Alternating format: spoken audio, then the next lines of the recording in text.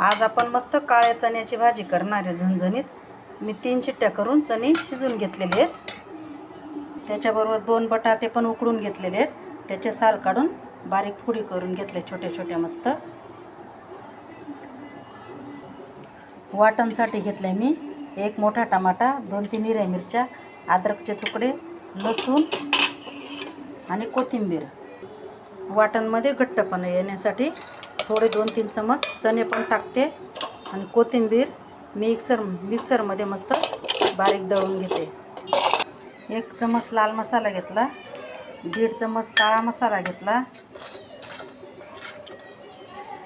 छोटा चमच धनिया पावडर घेतली,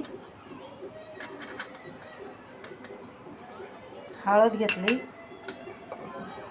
आणि पाणी टाकून याला मस्त भिजू देऊ आपण। आता मस्त तेल तापून गेलं, त्याच्यासाठी खडे मसाले जिरा, लवंग, मोठी विलायची, स्टार फूल, तमालपत्र, दालचिनी।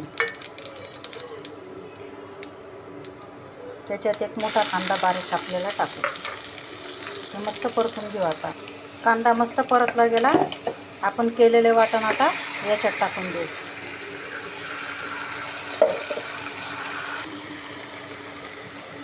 त्याच्यातच मसाले पाण्यात भिजवले तेच चांगले येते, ते पण त्याच्यातच परतून घेऊ आपण। आता मस्त मसाल्याला तेल सुटलं, त्याच्यात मीठ टाकू,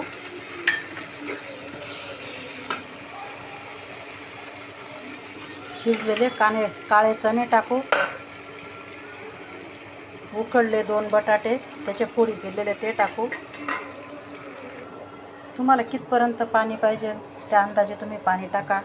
आता 5 मिनटं मस्त भाजी उकळू देते, त्याच्यात मी कस्तुरी मेथी टाकते थोडी, त्याचा स्वाद छान येतो।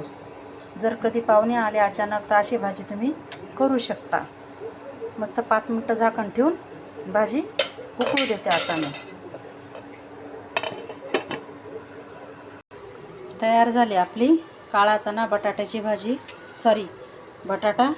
त्याच्यात आता थोडी कोथिंबीर टाकते,